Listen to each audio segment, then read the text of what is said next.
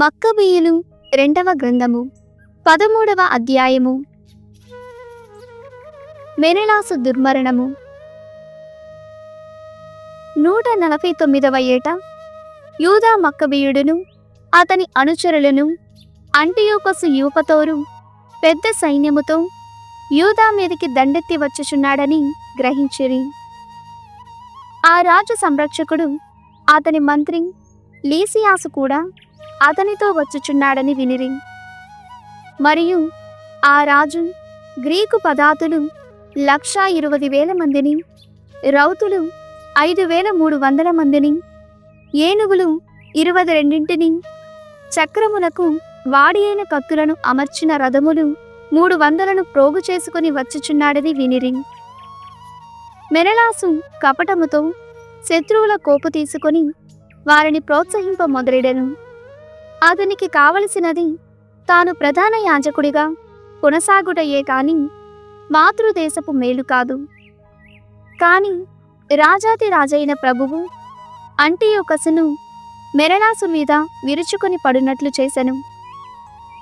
విపత్తులన్నిటికీ కారణము ఆ దుర్మార్గుడే అని లీసియాసు రాజునకు ఎరిగించెను. కనుక రాజు మెనెలాసును బెరయాకు కొనిపోయి ఆ పట్టణ సాంప్రదాయము ప్రకారము అతనిని వధింపుడని ఆజ్ఞయించెను. ఆ నగరమున 75 అడుగుల ఎత్తు గోపురము కలదు. దాని లోపలి భాగమును బూడిదతో నింపిరి. దాని పై అంచు గుండ్రముగా నుండి క్రింది బూడిద వైపునకు వంగియుండెను.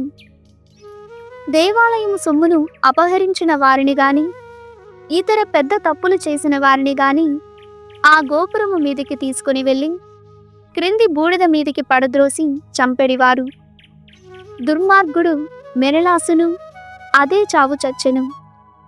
అతని శవమునకు ఖనన సంస్కారము కూడా లభింపదయ్యను. అట్టి చావు న్యాయసమ్మతమైనదే. అతడు చాలాసార్లు దేవాలయములోని పవిత్రమైన పీఠాగ్ని భస్మమును అపవిత్రము చేసెను. కనుక కడన బూడిదలోని పడి చచ్చెను. మోదయిన యుద్ధమున యూదుల విజయము. అంతియోకసు తన దండయాత్రను కొనసాగించెను. అతడు యూదులను తన తండ్రి కంటే కూడా ఘోరతమముగా శిక్షింపవలయునన్న క్రూర బుద్ధితో వచ్చెను. ఈ వార్త విని యూదా తన ప్రజలను పిలిచి రేయింబవళ్ళు ప్రభువునకు మనవి చేయుడని చెప్పెను. పూర్వము కంటే కూడా అదనముగా ఆ ఆపత్కాలమున ప్రభువు తమ్ము ఆదుకోవలయునని విన్నపములు చేయుడని చెప్పెను.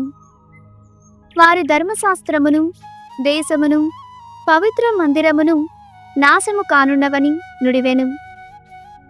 నూతనముగా స్వాతంత్ర్యము పొందిన తమ దేశము మరలా భక్తిహీనులైన అన్యజాతి వారి స్వాధీనము కారాదని పలికెను.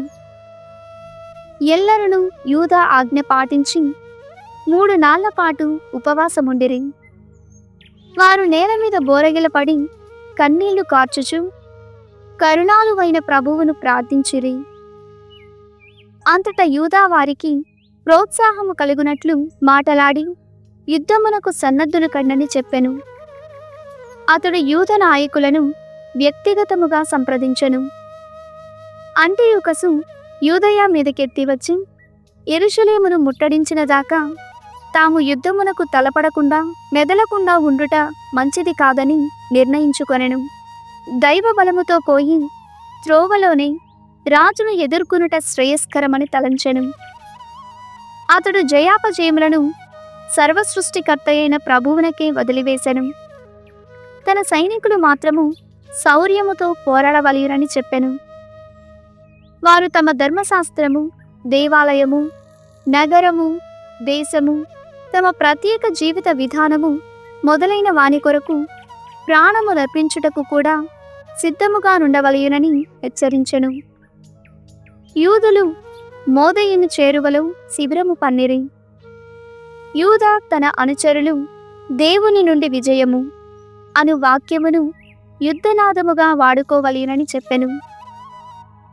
అతడు ఆ రాత్రి తన సైన్యమున మహాసూరులైన యువకులను వెంటబెట్టుకొని పోయి శత్రు శిబిరమునందు రాజు గుడారమునకు చేరువలోనున్న దళము మీద పడి 2,000 మందిని వధించెను.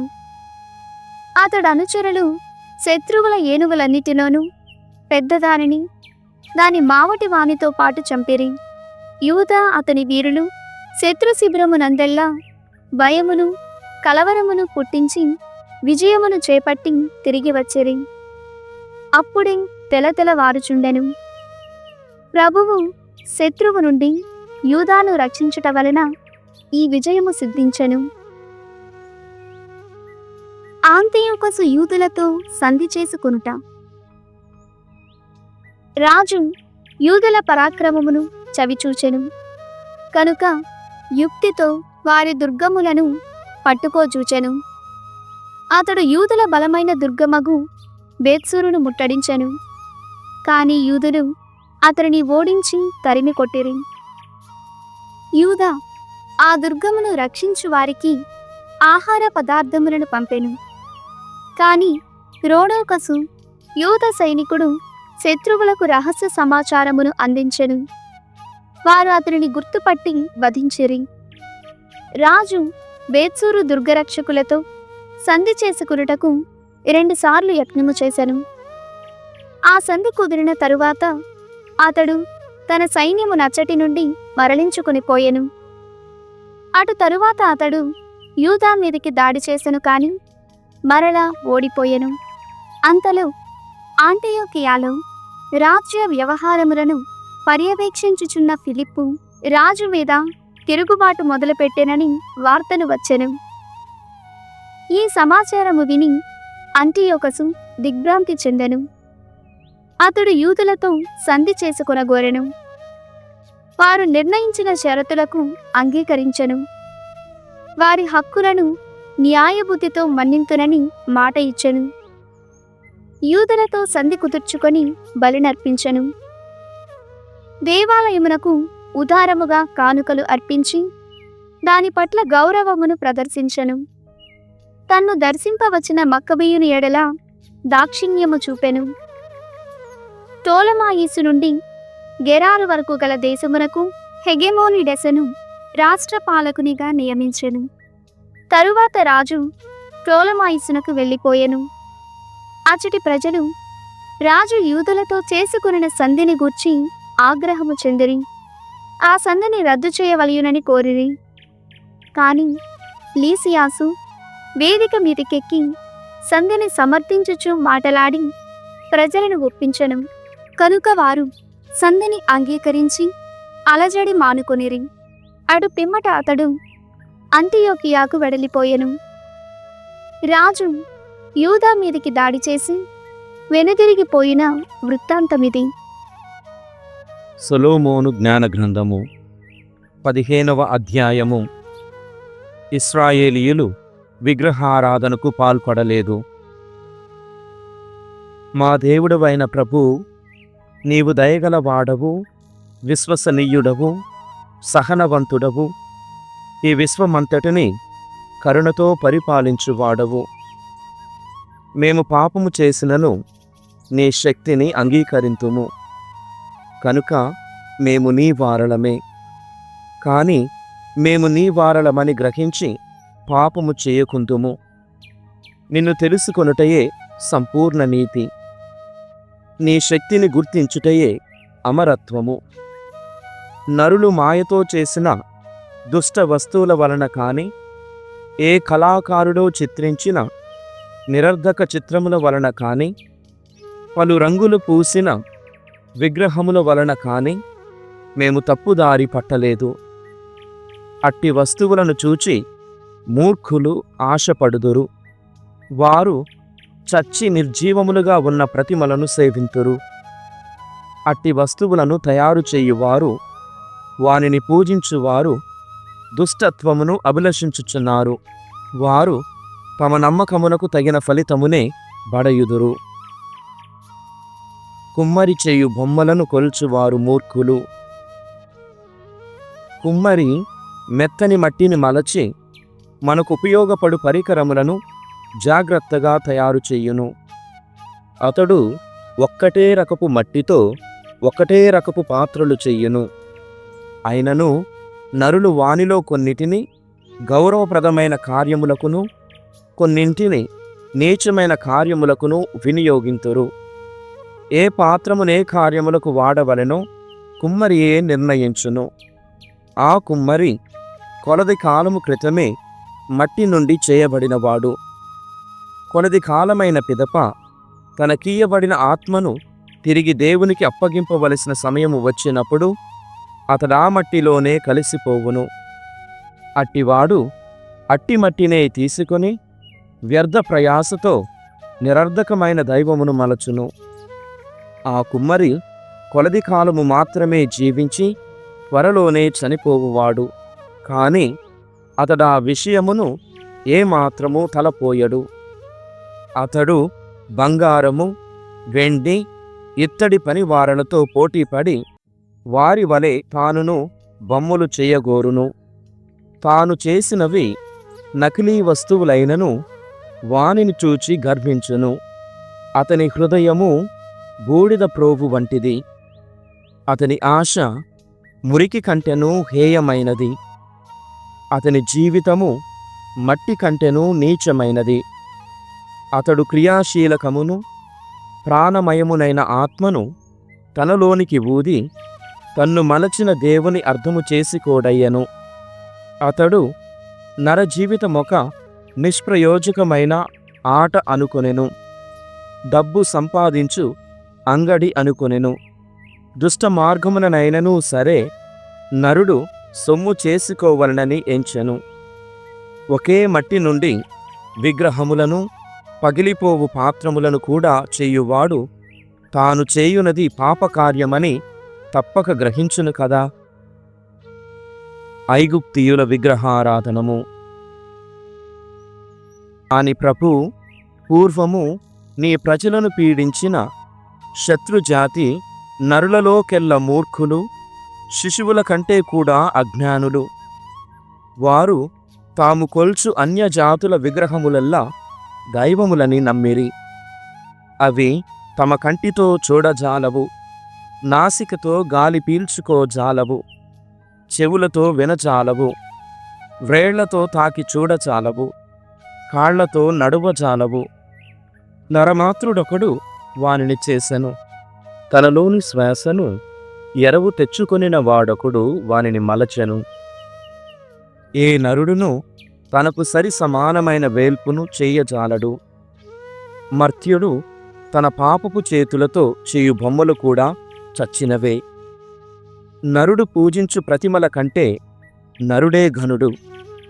అతనికి జీవము కలదు, కాని అతడు కొలుచు బొమ్మలు ఏనాడునూ జీవింపవు. నరులు హేయములైన మృగములను కూడా, ఆ మృగములలోనూ జ్ఞానమేమాత్రము లేని వానిని కూడా పూజింతురు. అవి కేవలము మృగములు కనుక వానినెవరునూ గణన చెయ్యరు. పూర్వము ప్రభువు తాను చేసిన సృష్టిని మెచ్చుకొని దీవించినప్పుడు ఆ మృగములను పట్టించుకోడయ్యను. 16వ అధ్యాయము. ఐగుప్తీయుల బాధలు, ఇశ్రాయేలీయుల ఆహారము. ఆ శత్రుజాతి క్షుద్ర ప్రాణుల వలన పీడింపబడెను. ఆ ప్రాణులు గుంపు గుంపులుగా వచ్చి వారిని బాధించెను. శత్రువుల కట్టి శిక్ష ప్రాప్తింపగా, ప్రభూ, నీవు నీ ప్రజల మీద కరుణ చూపితివి. వారు ఆకలి తీరా భుజించుటకు కాను రుచికరమై అరుదుగా దొరకు పూరేడు పిట్టల నొసగితివి. ఆ విగ్రహారాధకులు నాడు ఆకలిగొనియున్నను తమ పాలబడిన అసహ్య ప్రాణులను గాంచి ఏవగింపు చెంది వానిని భుజింపనొల్లరైరి. నీ ప్రజలో అనిన కొద్ది కాలము మాత్రమే ఆకలికి గురి అయి అటు పిమ్మట ప్రశస్తాహారమును భుజించిరి. నీ భక్తులను పీడించిన వారికి ఘోరమైన ఆకటి బాధ అవసరమే. దానివలన నీ ప్రజలు తమ శత్రువులకెట్టి బాధ వాటిల్లెనో తెలుసుకొనిరి. వారికి మిడుతల దండు, వీరికి ఇత్తడి పాము. భయంకరములైన ఘోర సర్పములు నీ ప్రజలకు హాని చేసి తమ విషపు కోరలతో వారిని నాశము చేయుచుండగా నీవు దీర్ఘ కోపముతో వారిని హతము చెయ్యలేదు. ఆ ప్రజలను హెచ్చరించుటకు గాను స్వల్పకాలము మాత్రమే వారిని విపత్తునకు గురి చేసితివి. అటు పిమ్మట రక్షణ చిహ్నముగా వారికి ఇత్తడి పామును వసగితివి. వారు ధర్మశాస్త్రమును పాటింపవలెనని తెలుపుటకే దానిని వసగితివి. ఆ చిహ్నము వైపు చూచిన వాడెల్లా బ్రతికెను, కాని తాను చూచిన ప్రతిమ వలన కాదు.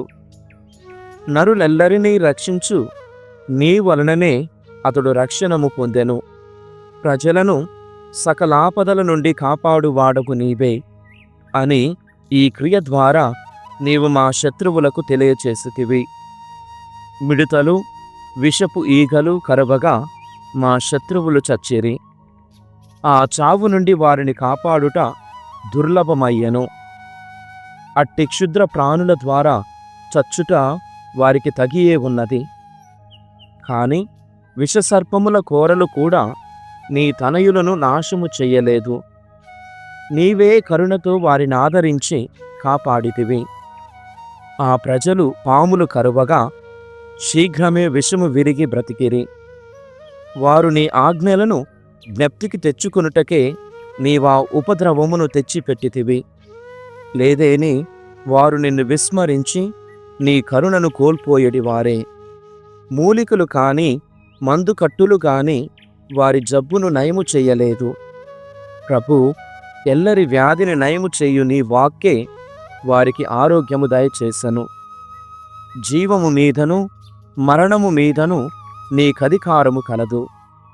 నీవు నరుని మృత్యుద్వారము చెంతకు కొనిపోయెదవు, అచటి నుండి మరలా వెనుకకు కొనివత్తువు. నరుడు దుష్టబుద్ధితో మరి ఒక నరుని వధింపవచ్చును, కాని అతడు చచ్చిన వానిని బ్రతికింపలేడు. పాతాళమున చిక్కిన వానిని మరలా బయటికి కొని రాలేడు. వడగండ్ల వాన, మన్నా. ఎవడునూ నిన్ను తప్పించుకోచాలడు.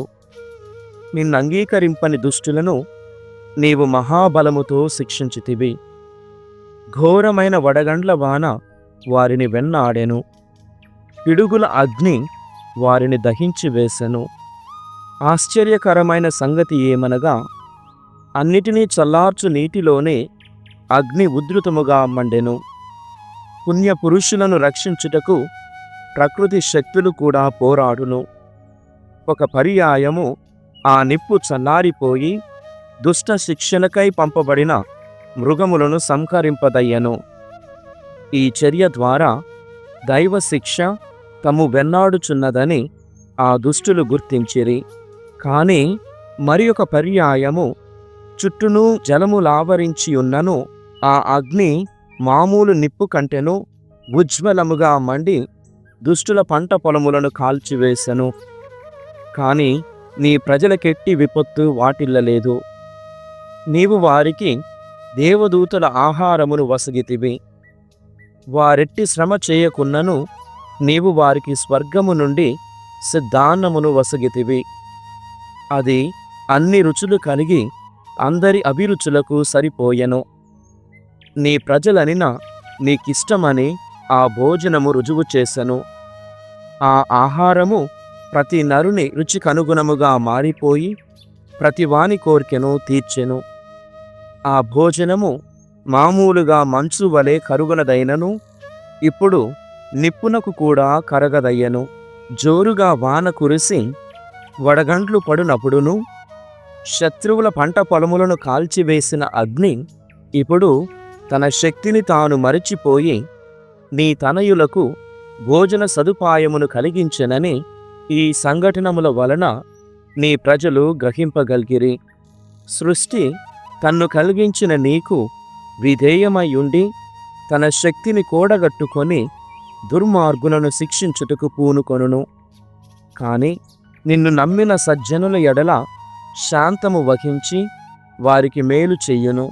ఈ రీతిగా సృష్టి బహురీతులా మారి అక్కరలోనున్న వారిని నీవు నెనరుతో ఆదుకొందువని రుజువు చేయుచున్నది.